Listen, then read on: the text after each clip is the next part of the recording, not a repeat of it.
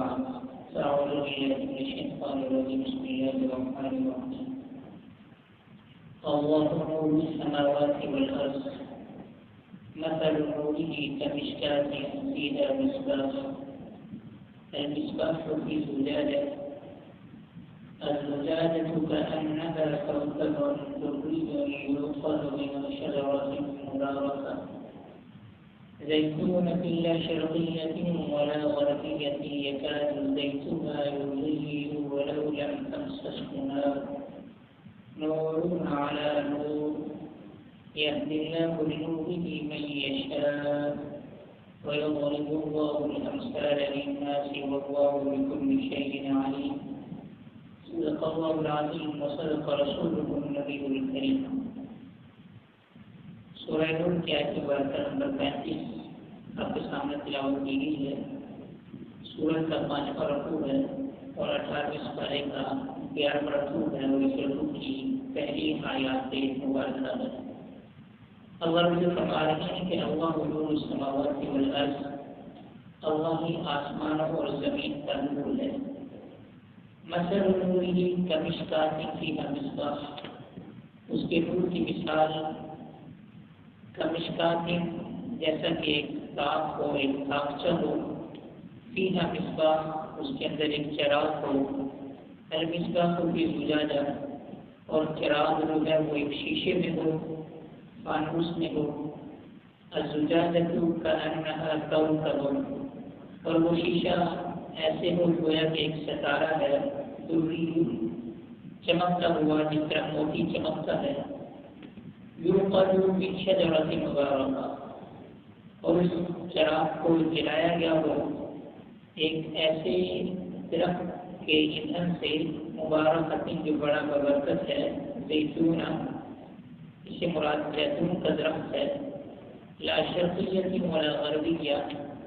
نہ تو مشرقی جانب نہ بھی مغربی جانب، یعنی وہ درخت جو ہے اس کے اوپر مسلسل دھوپ لگتی رہی ہو اور وہ درختوں کے جڑوں کے اندر ہو، اس طرح سے کہ صرف مشرقی یا صرف مغربی کی جانب سے دھوپ نہیں لگ رہی بلکہ مسلسل اس کے اوپر دھوپ لگتی ہے، جس کی وجہ سے اس کا زیتون بالکل صاف شفاف ہے. یکاد زیتها یضیء، قریب ہے کہ اس کا تیل جو ہے یضیء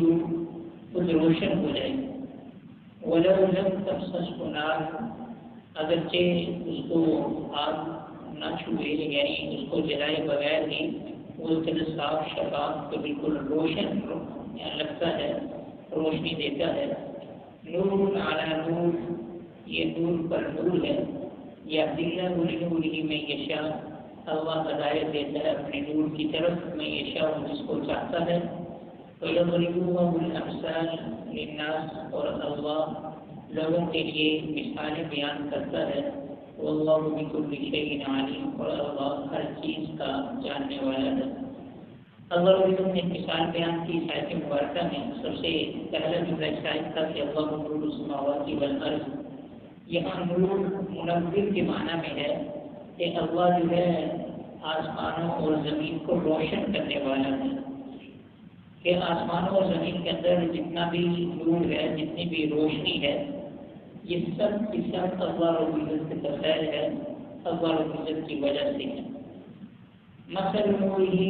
اللہ رب العزت کے نور کی مثال، یعنی جو نور ایمانی ہے اس کے نور کی مثال یہ ہے. فرمایا کہ جیسے ایک تاق ہو، اس کے اندر جو ہے ایک چراغ رکھا ہو اور پھر وہ چراغ جو ہے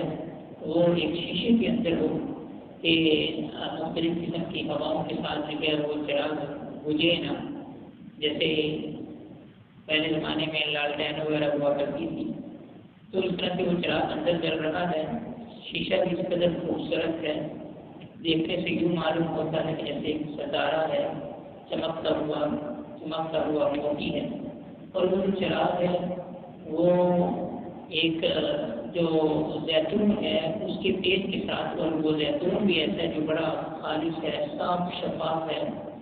اس کے تیل کے ساتھ اس کو جلایا گیا ہے. بلکہ آگ لگانے سے پہلے ہی وہ یوں لگ رہا ہے کہ جیسے اس کو آگ لگائی گئی ہے، یعنی اس قدر اس کی شفافیت ہے کہ وہ بالکل روشن ہے. اللہ نے کی مثال بیان کر کے فرمایا کہ جب انسان کو اللہ پیدا کرتا ہے تو وہ بالکل سلیم الطبع ہوتا ہے، سلیم الفطرت ہوتا ہے، یعنی دین اسلام کی فطرت کے اوپر اللہ اس کو دنیا میں بھیجتے ہیں۔ اس کا دل جو ہے وہ ہر قسم کی غلاظتوں سے، گناہوں سے پاک ہوتا ہے، اور اس کے دل کے اندر صرف اور صرف اللہ کی حقانیت ہوتی ہے۔ جب وہ دنیا میں آتا ہے تو کچھ لوگ بھی ہوتے ہیں جو اپنی فطرت کے اوپر جو باقی رہتے ہیں،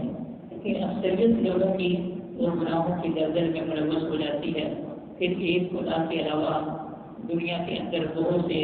خداؤں کو ماننے لگتی ہے، طرح طرح کی گمراہیوں میں جو ہے ملوث ہو جاتی ہے، طرح طرح کی گمراہیوں میں لوگ جو ہے ملوث ہو جاتے ہیں۔ پھر چراغ یعنی کہ اللہ رب العزت کی جو وحی ہے، تو وحی الہی لوگوں کے دلوں کی طرح سے مربر کرتی ہے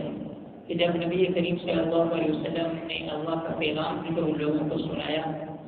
اب جن لوگوں کے دلوں کے اندر غلاظتیں کم تھیں یا شروع سے ہی وہ بالکل اپنی فطرت کے اوپر باقی رہے ہیں، تو جس قدر وہ اپنی فطرت کے اوپر باقی رہے ہیں تو اسی قدر انہوں نے دین اسلام کو جلدی سے قبول کر لیا۔ نبی کریم صلی اللہ علیہ وسلم نے حضرت ابوبکر صدیق رضی اللہ عنہ کے بارے میں ارشاد فرمایا تھا کہ میں نے جس کے سامنے بھی دین اسلام کو پیش کیا، ہر کسی نے اس میں تعامل کیا، اس میں غور و فکر کرنے کے لیے وقت لیا، لیکن جیسے ہی میں نے حضرت ابوبکر رضی اللہ عنہ کے سامنے دین اسلام پیش کیا تو بغیر کسی تعامل کے، بغیر کسی تاخیر کے، کسی غور و فکر کے میرے اسلام کو پیش کرتے ساتھ ہی حضرت ابوبکر رضی اللہ عنہ نے اسلام کو قبول کر لیا۔ یہ حضرت ابوبکر صدیق رضی اللہ عنہ وہ شخصیت ہیں کہ جنہوں نے